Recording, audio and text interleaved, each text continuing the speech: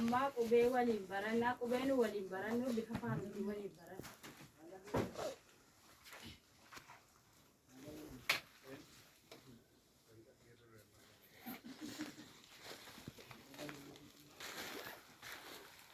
Bifa faarutii waliin barannaa waan jedhu na duukaati.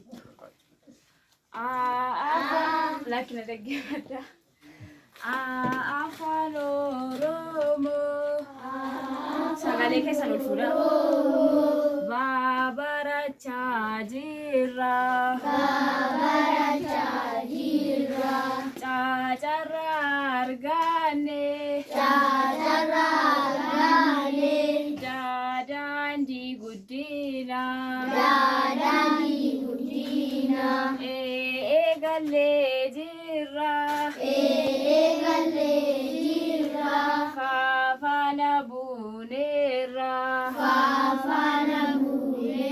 Maayini sagalee keessan? Hawaasa keenya.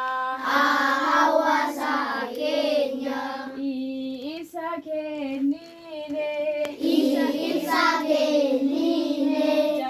Jaarsota biyya. Kabajaa jirra.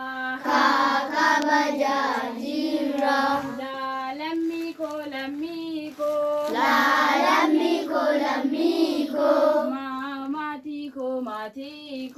Mamatiko. Naanagayaan jiraatanii. Obbolota keenya. Poolisii Arawaa. Qaqqarooma guddina. Raaragaan uffata'u. Saayinsiin ammayyaa. Tartiibaan baranne.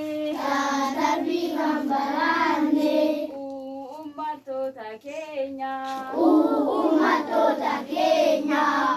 Viidiyoo waraabne.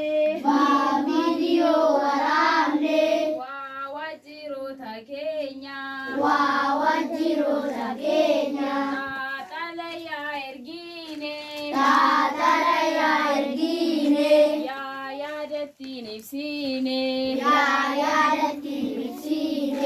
Zaazaa jennee xumurre. Zaazaa jennee